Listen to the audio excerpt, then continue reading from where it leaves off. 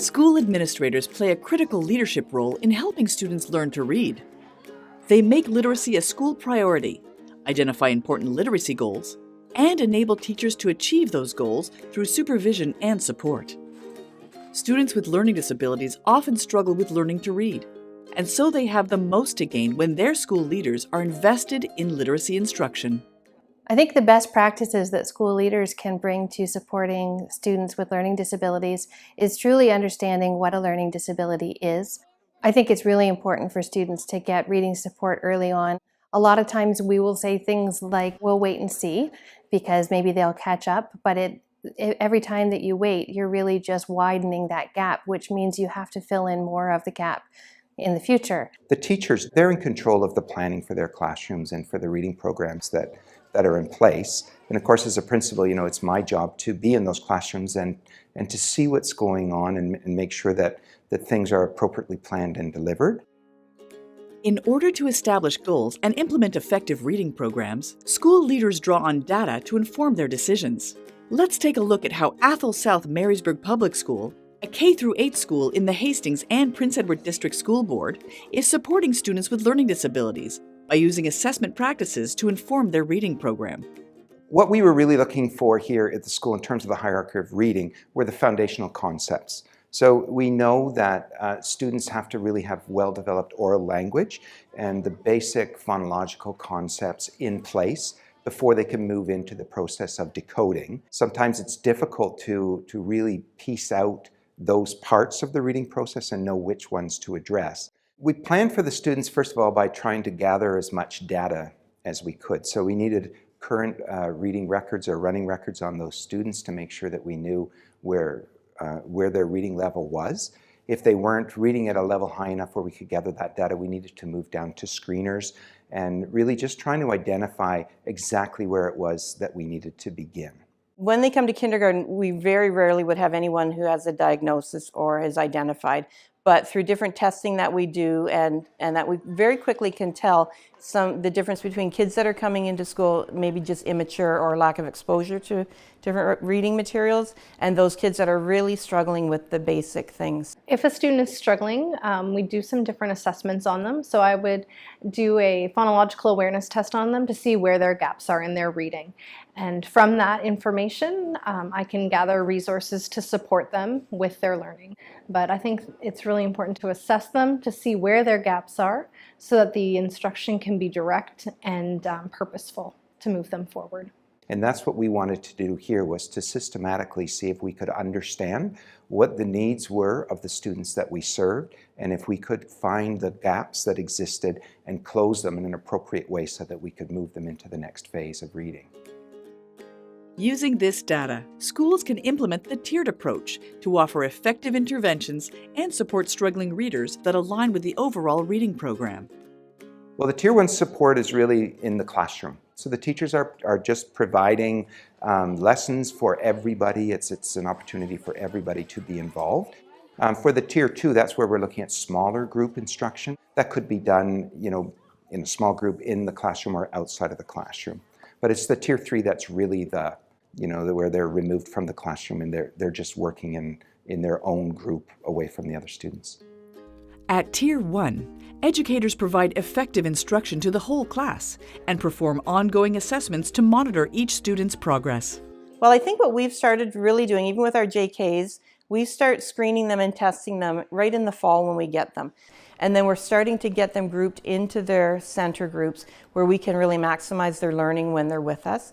We develop games and different centers that they can move from, and that will help hone in on the skills that they either need to focus a little bit more on or just to refine and maybe expand. We try to do our center work, our alphabet work, in as many different ways as we can to try to find that one way that they might respond to better, whether it's working with Play-Doh or using different picture cues or using the iPad. So I think it's important to try to get those kids early and just see what might work with them. At Tier 2, Athol South Marysburg Public School has a speech-language pathologist and a communications disorder assistant to help guide teachers on how to instruct and assess students with reading challenges. I think the communications disorder assistant, or the CDA, is the person who's offering the most direct support right now in the building. She's been an extremely positive influence or support for us as we move through the project. We tend to target the students who need that little bit of extra boost. We find that if we're targeting those few students specifically, it helps with their overall growth within the classroom. So oftentimes the teacher is already doing a lot of oral language within her everyday schedule. But for those students who are struggling a little bit, more direct intervention on that is helpful. To determine what kind of supports that we do in the classroom, we look at the needs of the student as well as the grade that they're in. For example, we have a kindergarten program that we run where, based on the screening results of speech and language screening as well as phonological awareness, my communicative disorders assistant runs groups in the classroom in collaboration with the teacher. And so she focuses on the students that have oral language or learning needs, but then other students can come and go from the group as well. And she will pull different kindergartens, senior kindergartens, to work on pronoun use, different things like that, and works with a small group on language, like whole language acquisition. So they're retelling stories and beginning, middle, and end, and proper pronouns and grammars and that type of thing.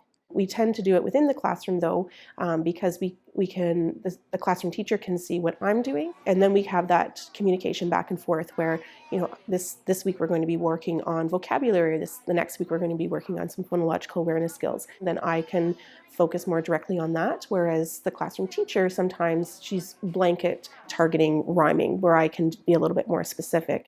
So in order to support our individuals or children who have learning disabilities within the classroom, we do a lot of one-on-one, or we do a lot of small group guided centers. If we do some small group guided centers, it helps the children learn as a whole, learn in a team setting. That helps bring up the speed. And because we individualize the programming for each one, we can do it in a discrete manner so that they don't know or don't see that they're learning something a little bit altered than everybody else. At Tier 3, principals should become familiar with different reading approaches and commercial programs in order to choose an effective reading program based on school data and identified gaps within the student population. We had tried other programs with these students that they just weren't successful.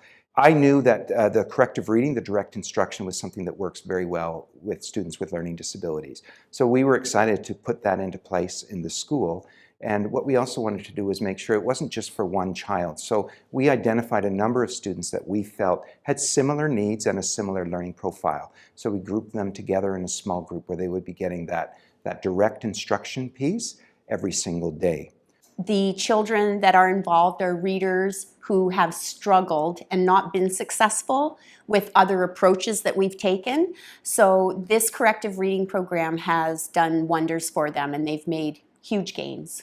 In collaboration with the classroom teacher, we identify which areas they need support in, and then I, either in small groups or one-to-one, would work within the classroom or withdraw them to the resource room and offer them support by breaking it down into manageable pieces for them, the work that they're doing. Sometimes making accommodations, again, coming in here, such as the resource room, and finding a quiet workspace, just making whatever they're doing more manageable. Before this school started planning their reading program for students with learning disabilities in mind, one student with learning disabilities struggled with reading for a long time.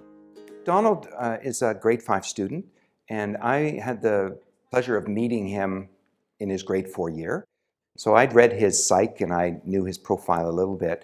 He was a very low-performing student, very anxious in class, spent a lot of time out on body breaks and getting drinks and visiting the washroom to get out of class where he could sort of release some of that anxiety. Ever since grade 1 and 2, I've felt a little behind and I have trouble reading. We tried him on a couple of programs in September that weren't successful, and that's when we introduced the direct instruction, the corrective reading, which we knew was a great fit for students with learning disabilities, especially severe ones like Donald has. So he's really flourished in that program. We've seen in a very short time, he's closed 1 year worth of reading gap already, so we were very proud of that progress. We're seeing him decode, we're seeing him stay in class now. He's far more confident with his skills. Last year, Donald would say, I can't read, I can't write. And this year, he is so excited, and you can see the positivity, the eagerness. He will come in and tell me that he's writing at home, that he has a little book that he writes words in. He's excited. Last year I would get frustrated with my work. This year I got lots of help and I get my work done. Donald's abilities and how he feels about himself have he's blossomed, and he's a delight. He's a delight every day. I enjoy reading books now, and I enjoy the program. But the students aren't the only ones who benefit. The school leaders' involvement in literacy programming has been a positive experience for the educators as well. It's been a great experience to be able to work with such a positive staff. We all see each other with lots of information to bring to the table. We have lots of skills and lots of diversity in our trainings.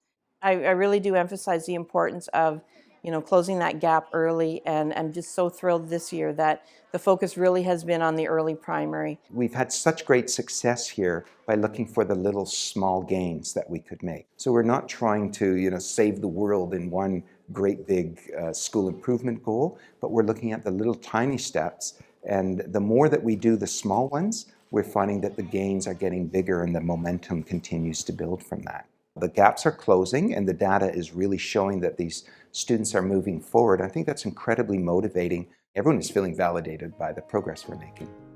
For more information on how to support your students with learning disabilities in reading, visit ldAtSchool.ca.